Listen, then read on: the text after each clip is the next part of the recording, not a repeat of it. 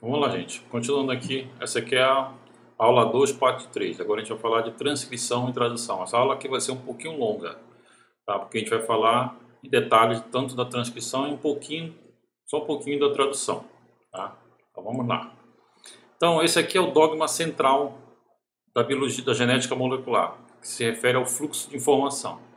Então bem aqui no DNA, que é o nosso reservatório de material genético, onde está guardadas as nossas características hereditárias que vão ser repassadas para as próximas gerações, né? Ela é uma dupla fita, né? Ela é onde está os genes, né? Você lembra que o gene é uma sequência do DNA. Essa sequência de DNA, ela serve como fita molde, que a gente chama.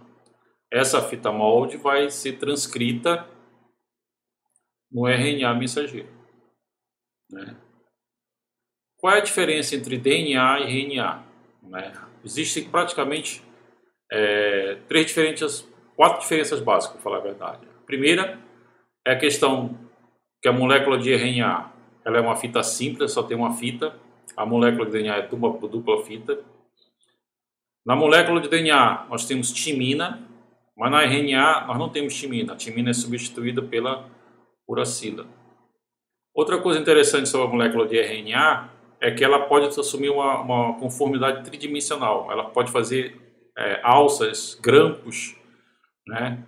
Coisa que a molécula de DNA não faz. E outra coisa, a quarta diferença é que o RNA, algumas moléculas de RNA, ela funciona como se fossem enzimas, ela tem funções catalíticas. Tá? Mas reparem bem que aqui nós ainda estamos falando a mesma língua, né? Nós estamos falando a língua das bases nitrogenadas. Timina, adenina, citosina, guanina. Aqui, a única diferença é que a gente está substituindo a uracila pela timina. Mas, de novo, a gente está falando a língua das bases nitrogenadas. Só que, para produzir as proteínas, e a maioria do produto do gene é a proteína, não são todos, tá? Hoje a gente já sabe que muitos produtos do gene são RNAs, que a gente vai ver no próximo slide, tá? Eles têm que ser traduzidos. Por isso que chama-se tradução o processo. E quem faz essa tradução é o ribossomo. Ele funciona como se fosse um decodificador. Ele pega a linguagem, tá? A língua de bases nitrogenadas e transforma em aminoácidos. Que a proteína ela é um polímero de aminoácidos. E a cada 3 bases, né, a gente tem o que nós chamamos de códon. Gera um aminoácido. Né? É uma espécie de código, por isso que nós chamamos código genético, né? O código das trincas de base. Trinca significa 3 bases nitrogenadas. Então aqui a gente está vendo várias classes de RNA, não são todas, tem mais classes ainda. A primeira é o RNA ribossômico, que faz parte, compõe o ribossomo, né? O RNA mensageiro, importante para a nossa transcrição dos nossos genes. O RNA transportador, importante na nossa tradução, é ele que vai trazer o aminoácido para parear com as bases nitrogenadas, com a trinca, né?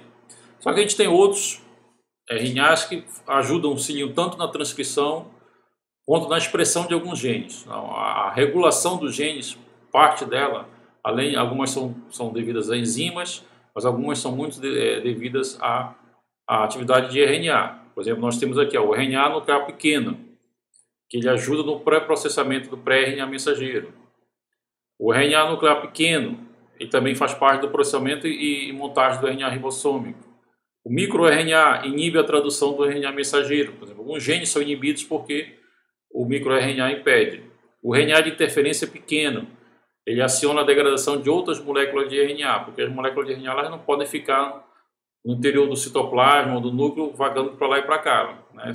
Senão isso aí é perigoso. Então nós temos enzimas, nós temos RNAs que vão lá e vão ajudar na degradação, né?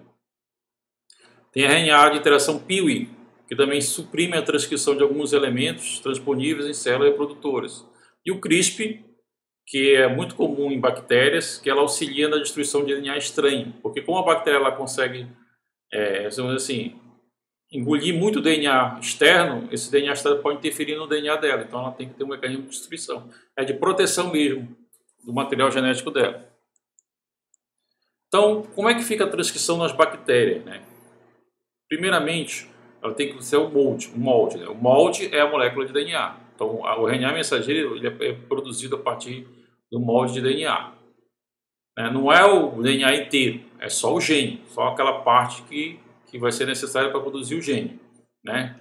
Então, os componentes são necessários para que ocorra a transcrição nas bactérias é o que? O molde de DNA, o trisfosfato de ribonucleotídeos e as proteínas catalisadoras, né? As proteínas enzimas que vão funcionar lá. E nós temos que ter aí vai ser produzido o quê? Uma molécula de RNA. Mas lembrem-se que essa molécula de RNA ela vai ser complementada ao DNA e antiparalela. E todos os nucleotídeos de RNA que vão ser adicionados vão entrar na extremidade de 3 linhas. Tá? Então, também aqui essa figura ela explica muito bem. Então, você tem a molécula de DNA de dupla fita, tem uma enzima chamada RNA polimerase que vai agir aqui, vai abrir a molécula, aí vai no sentido 3 linhas, 5 linhas, vai se formar a nova molécula de RNA, tá? Que vai crescer até um determinado momento, uma hora vai parar. Então, quais são as regiões importantes do DNA, né, para a transcrição? Primeira é um promotor, tem a função de promover justamente, né, a transcrição. Até fala bem aqui, ó, promotor é uma sequência de DNA onde a proteína de transcrição recebe e se liga a ela. São essas proteínas que vão estimular a síntese, né, de uma molécula de RNA. Tem a região codificadora, né, que é o gene propriamente dito, né, aquilo que vai ser produzido, que pode ser uma proteína ou RNA. E tem um terminador, que é uma sequência de nucleotídeos que diz ali, ó, ali parou a molécula. Tá?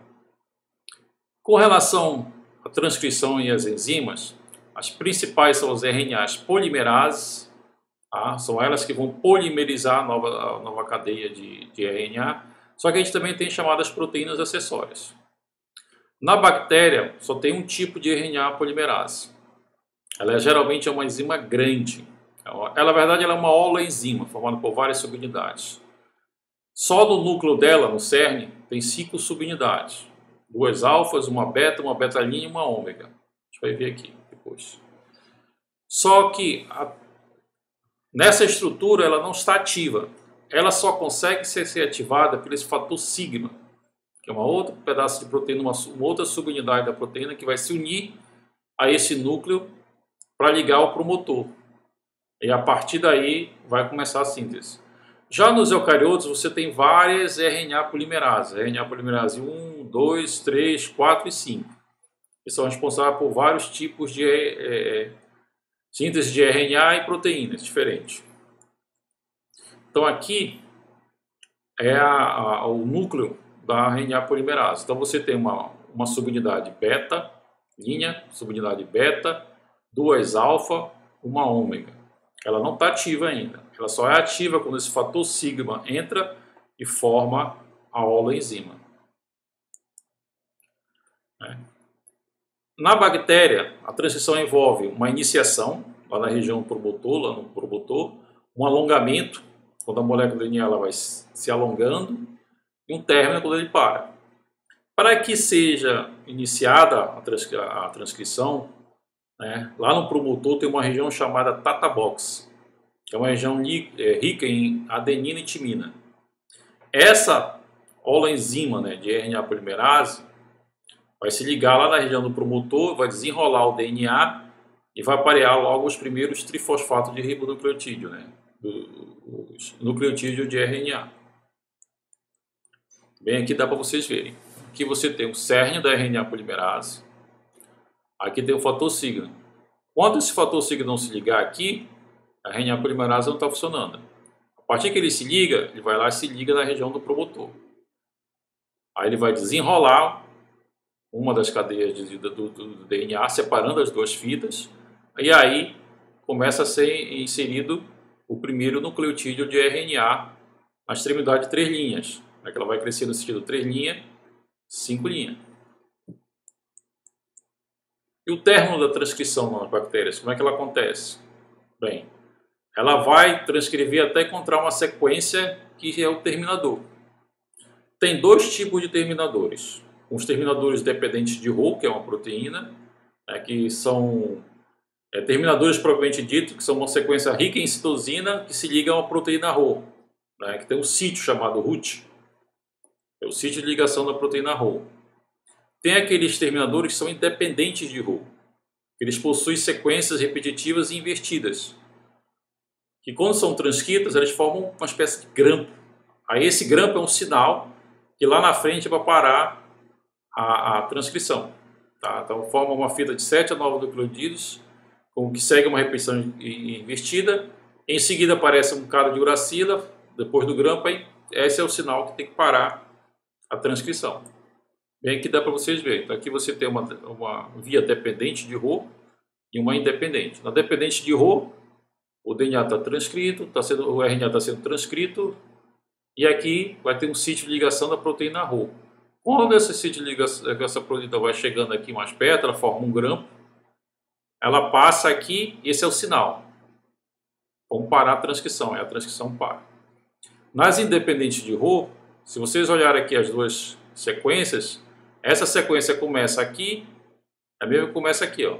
Elas são invertidas. Essas sequências invertidas, elas dão um sinal para formar o grampo, e logo em seguida você tem várias sequências de uracila. Aí esse é o sinal de parar a transcrição. São independentes da proteína Rho. E nos eucariotos? Bem, como na replicação do DNA, a transcrição nos eucariotos ela é bem mais é um pouquinho diferente. É semelhante, obviamente, mas ela é um pouquinho diferente. Primeiramente, que a gente usa a RNA polimerase 1, 2 e 3 para isso. E essas proteínas que fazem parte do processo de transcrição, elas são proteínas diferentes para diferentes promotores. Tá? Cada promotor tem um grupo de proteínas, assim vai, e assim vai. Né? Bem, uma coisa que acontece no nosso DNA é o que nós chamamos de remodelamento da cromatina. Porque, reparem bem, a nossa cromatina ela já é enovelada. O nome técnico chama-se enovelamento, que nós chamamos de enrolamento, né? Tá? É muito enrolada. A gente tem que desenrolar e, além disso, tem as estonas. Nosso material genético é ligado à estona. Então, tem que sair essa estona também. Então, quem faz isso é a acetiltransferase. Essa acetil, ela adiciona o grupo acetil na extremidade das estonas, desestabilizando e tornando o módulo mais acessível. Tá? Aí a RNA polimerase pode sintetizar a nova molécula de RNA. Então, as três RNAs polimerase, ela reconhece três tipos diferentes de promotores, que são auxiliadas por proteínas acessórias. Quais são as proteínas acessórias? As primeiras são os fatores gerais de transcrição, são muito importantes, senão não tem como ter a síntese da nova molécula de RNA, e as proteínas ativadoras de transcrição, a PAT. A RNA polimerase 2, ela transcreve principalmente gene codificadores de proteínas, que a gente vai usar aqui como exemplo. Tá? E essa RNA 2, ela possui um cerne do promotor e um regulador do promotor. Né? Além de ter o cerne, tem um regulador para isso. Esse cerne do promotor, ele tem uma sequência consenso que a gente chama de Tata Box, que é da bactéria, né? Rico em timina e adenina. Geralmente fica entre 25 a 25 pares de base antes do início da transcrição. No promotor regulador, aquelas partes, né, proteínas, né, elas vão afetar a taxa de transcrição. Elas vão dizer quanto de transcrição vão ser feito. Tá? E essas partes também se ligam às sequências mais distantes, chamadas acentuadores, para aumentar. Aí forma o que nós chamamos de montagem de um maquinário de transcrição, que é composto pelo RNA, polimerase 2, uma série de fatores de transcrição, né, formando um complexo com mais de 50 proteínas. Então, é bem mais complexo. Então, aqui você tem uma ideia do que é a região promotora. Né? Você tem um DNA, sentido 5' 3', 5'. Aí aqui você tem o elemento de reconhecimento dos fatores de transcrição, porque a RNA polimerase ela tem que saber onde que ela tem que iniciar a transcrição. Aí tem os chamados elementos de reconhecimento, né? Tem o Tata Box, né, que é importante também, que é o cerne professor, e aqui é o início da transcrição, né, a gente chama. A partir daqui, mais um, começa a transcrição. É aqui que o gene começa a ser formado. Esse maquinário, que é formado pela RNA polimerase, fator de transcrição e o mediador, tá? É interessante porque os fatores de transcrição são eles que vão substituir o fator sigma. Principalmente um fator de transição chamado fator de transcrição 2D. É ele que vai se ligar ao Tata Box. E por que é ele que vai se ligar? Porque nele ele tem uma proteína chamada proteína ligadora do Tata, o TBP, que é justamente essa proteína que vai ligar ao Tata Box. Quando ele se liga ao Tata Box, essa TBP dobra e desenrola a molécula de DNA, facilitando que os outros fatores, né, entrem e a RNA polimerase começa a se posicionar no sítio de início. Essa é uma... Quando a RNA polimerase se liga ao sítio de início, ocorrem mudanças conformacionais. E 11 a 15 pares de base da RNA do sítio começa a se separar para iniciar a transcrição. Aí vai produzir uma fita simples que servirá de molde para a transcrição. Tá? Aí vão ser adicionados novos nucleotídeos, após 30 pares de base de RNA sintetizados. Tá? E depois a RNA polimerase deixa o promotor e entra no estágio de alongamento. Aí ele vai para o resto da molécula e vai alongando o novo RNA mensageiro que está sendo formado. A RNA polimerase ela é uma molécula muito versátil. Ela mantém a própria bolha aberta, com 8 nucleotídeos que vão sendo pareados na fita molde. Aí essa dupla hélice ela vai entrar numa fenda de RNA polimerase e é segurada por pinças para que a molécula não retorne. E as duas fitas são desenroladas, os nucleotídeos de RNA são inseridos na extremidade, tá? E depois de algum tempo, esse RNA sintetizado ele é separado do molde e segue para um suco e deixa a RNA polimerase. Quando chegar na parte final, aí ele para. Então, bem aqui você tem um promotor regulador, tá? Você tem aqui o cerne do promotor. Aí aqui você tem os fatores de transcrição. O fator de transcrição muito importante é o fator de transcrição 2D, que vai se ligar ao Tata Box, bem aqui, né, por causa da proteína de ligação do Tata. Tá? Aí a RNA polimerase forma um complexo aqui, né, uma holoenzima, e faz uma dobra, faz uma alça, onde esse mediador aqui vai se ligar ao acentuador, né, para continuar a transcrição. Agora, uma coisa interessante é que depois que a molécula de RNA mensageiro é transcrita, ela é chamada de pré-RNA mensageiro. Por que ela é chamada pré-RNA mensageiro? Porque ela tem, essa molécula de RNA transcrita, ela sofre o que nós chamamos de modificações pós-transcricionais, que são 3. Né? A primeira é a adição na extremidade 5' de uma cap 5' que a gente chama, que é uma sequência de guanina com fosfatadas para proteger o RNA. E na região 3' a mesma coisa, você tem uma adição de 150 a 250 adeninas, forma que nós chamamos de calca poli-A. E para que forma essas estruturas? Essas estruturas ajudam o transporte da nova molécula de RNA mensageiro, tá?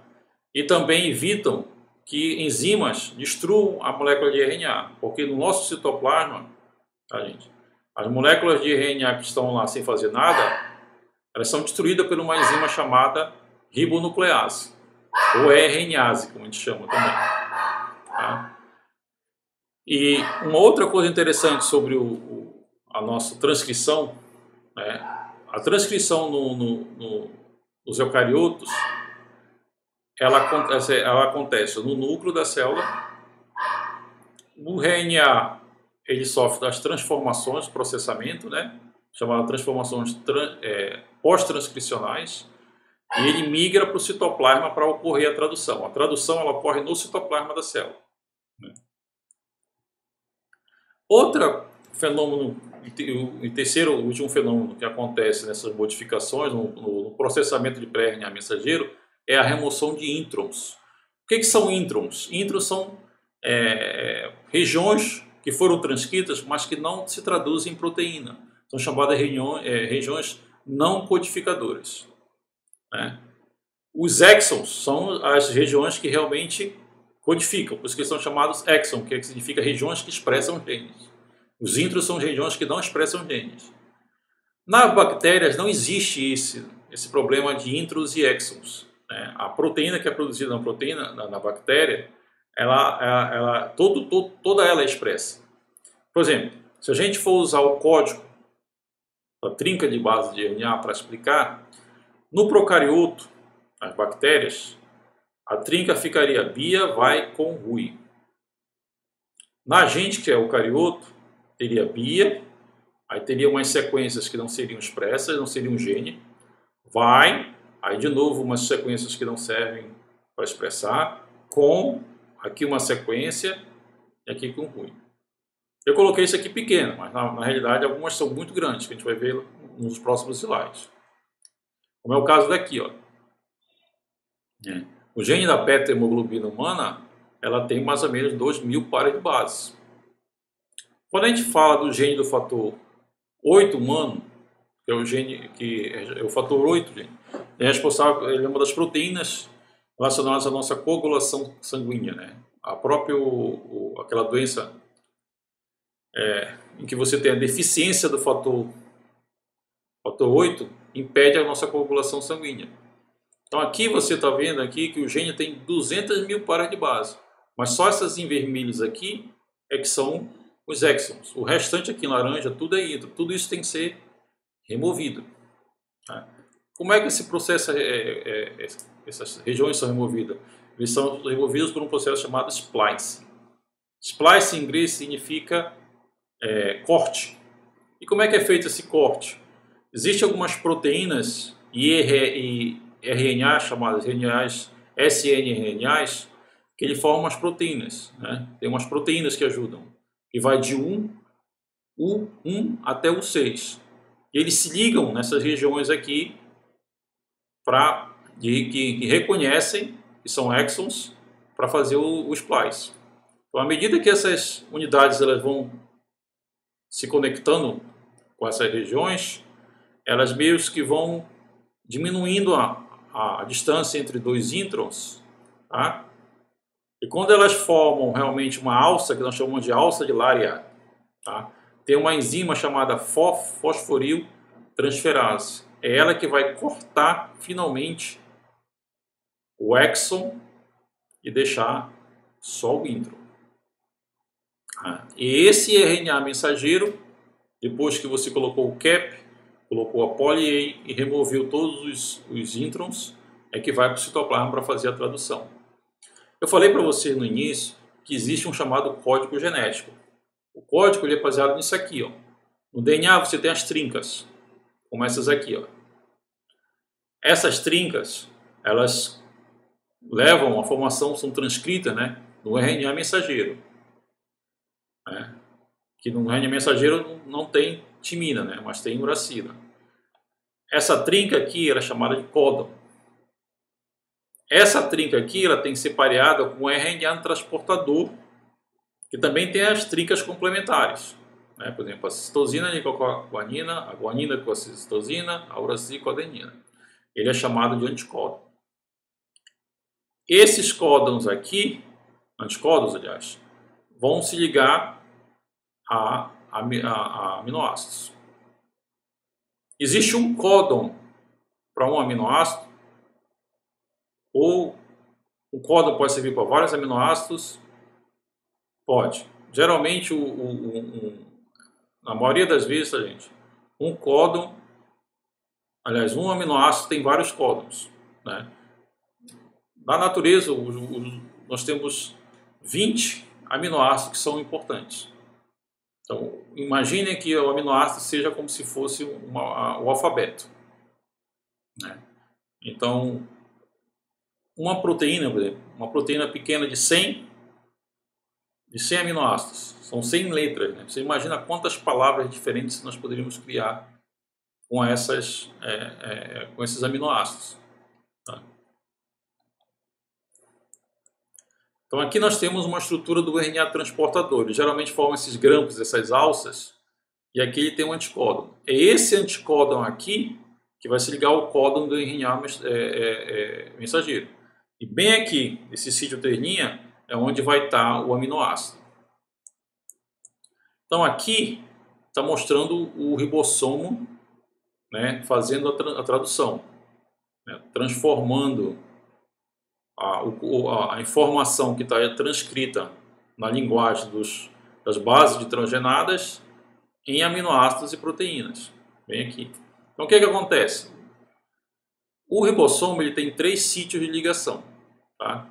O sítio A, o sítio P e o sítio E. Vamos dizer que aqui já tenha um aminoácido ligado no sítio P. Aí vem um novo RNA transportador e entra aqui no sítio A. Aí o que acontece? Esse aminoácido 4 aqui vai fazer uma ligação, tá, com o aminoácido 3. Aí esse RNA transportador é liberado do aminoácido 3. Aí a molécula de DNA, ela meio que muda a conformidade e passa o RNA transportador de um sítio para o outro. Então, o RNA transportador que estava no sítio A, ele vai passar para o sítio B, P aqui, ó. Esse RNA transportador 3 aqui que estava no sítio E, ele vai ser jogado fora. E o sítio A é liberado para que um novo RNA transportador traga um novo aminoácido para se ligar aqui nessa molécula. Então, dependendo de quanto informação aqui tem no RNA mensageiro, quantas pares de trincas de base tem aqui, você tem uma quantidade de aminoácidos para formar uma proteína. Algumas proteínas podem ser pequenas, 200, 300 aminoácidos, algumas podem ser, como a gente viu lá do fator 8, 200 mil aminoácidos, né? É muito grande. Então, essa é a parte de transcrição e introdução de hoje. Obrigado, viu, gente?